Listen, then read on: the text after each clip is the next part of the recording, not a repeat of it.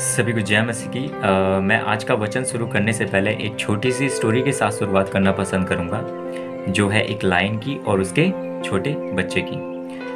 कहानी कुछ इस तरह से है कि उस लायन का जो बच्चा था वो सारे जंगल में एक ही बात किया करता था। वो कहता था कि मेरे पिता के बाद मैं राजा बनूंगा, मेरे पिता के बाद मैं राजा बनूंगा। उसको बहुत ज़्यादा अपने ऊपर घमंड था। लेकिन उसका पिता जो था वो बहुत ही समझदार राजा था उस जंगल का।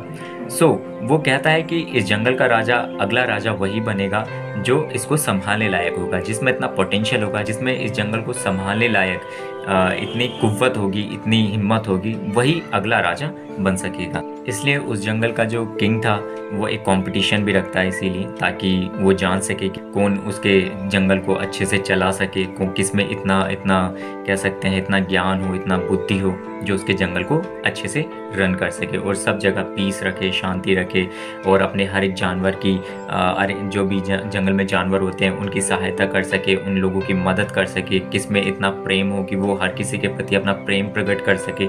जब भी उसके जंगल के जानवरों को, वहाँ के लोगों को ज़रूरत हो उस राजा की, तो वो एकदम से उनके पास निकल के आ सके। हालेलुया। तो अब हम आते हैं उसी प्रकार से वचन के पास भी। मैंने ये स्टोरी आपसे इसलिए शेयर की है ताकि आप इस वचन को और ज़्यादा अच्छे से समझ सकें, और मैं आशा करता हूँ कि शायद आप लोगों को मेरी स्टोरी, मेरी कहानी समझ आई होगी, और आशा रखता हूँ कि परमेश्वर का आत्मा आप लोगों को अगुवाई करेगा इस वचन को समझने में कि मैं क्या कहना चाह रहा था अपनी कहानी के द्वारा, और मैं कैसे इस वचन के द्वारा उस कहानी को रिलेट करना चाह रहा था। ये कहानी है यूहन्ना बपतिस्मा देने वाले की। जब वो यरदन नदी के किनारे बपतिस्मा दे रहा था, तभी सदूकी और फरीसी उसके पास आते हैं बपतिस्मा लेने के लिए। तो यूहन्ना बपतिस्मा दाता उन लोगों को क्या रिप्लाई देता है वो हम बाइबल से पढ़ेंगे। इसलिए मैं पढ़ूंगा मत्ती उसका 3 अध्याय और उसका 7। जब उसने बहुत से फरीसियों और सदूकियों को बपतिस्मा के लिए अपने पास आते देखा, तो उसने कहा, हे सांप के बच्चों, तुम्हें किसने जता दिया कि आने वाले क्रोध से भागो? इसलिए मन फिराव के योग्य फल लाओ, और अपने मन में यह न सोचो कि हमारा पिता अब्राहम है, क्योंकि मैं तुमसे कहता हूं कि परमेश्वर इन पत्थरों से अब्राहम के लिए संतान उत्पन्न कर सकता है। ये कहानी है उस समय की, जब यूहन्ना बपतिस्मा दाता बपतिस्मा देता था यरदन नदी के किनारे, और ये यीशु मसीह के आने से पहले की कहानी है। ये मैं आपको बता देता हूँ, आप बाइबल में भी अपनी रीड कर सकते हैं, आपको मुझसे ज़्यादा अच्छे से पता होगा इन सब विषयों के बारे में।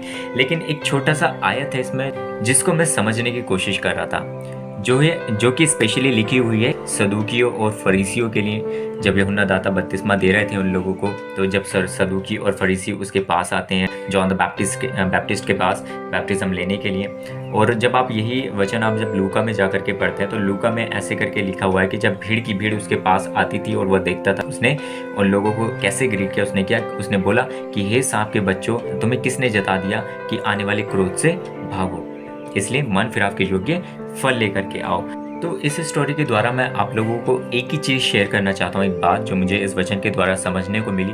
आज बहुत से लोग हैं, शायद बहुत से लोग हैं, हम भी थे पहले अपने जीवन में, शायद बहुत से लोग सोचते हैं इस विषय में कि शायद मैं एक अनॉइंटेड पास्टर का बेटा हूँ, मैं एक प्रॉफिटिस की बेटी हूँ, मैं एक परमेश्वर के याजक की बेटी हूँ, बेटा हूँ करके, तो मैं स्वर्ग में ज़रूर जाऊँगा। लेकिन वचन यहाँ पर क्या बताता है? वचन बताता है कि इसलिए मन फिराव के योग्य फल लाओ, और अपने मन में यह ना सोचो कि हमारा पिता अब्राहम है, क्योंकि मैं तुमसे कहता हूं कि परमेश्वर इन पत्थरों से भी अब्राहम के लिए क्या कर सकता है? संतान को उत्पन्न कर सकता है। हालेलुया।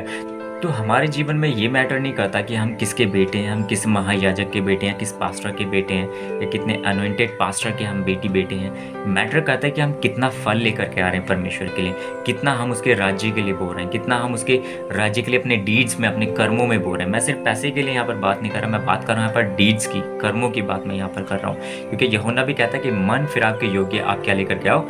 फल लेकर के आओ। तो अब मन फिराव के योग्य फल लाना क्या है, ये भी हम वचन के द्वारा ही सीखेंगे कि वचन किस प्रकार से बताता है कि हम मन फिराव के योग्य कैसे फल लेकर के आ सकते हैं। तो जब जॉन द बैप्टिस्ट कहता है कि अब कुल्हाड़ा जो है वो पेड़ की जड़ पर रखा गया है, सो जो अच्छा फल लेकर के नहीं आएगा वो क्या किया जाएगा? वो काट डाला जाएगा और आग में झोंक डाला जाएगा। तो फिर उसके पास लोग आते हैं और वो पूछते हैं कि हम ऐसा क्या करें?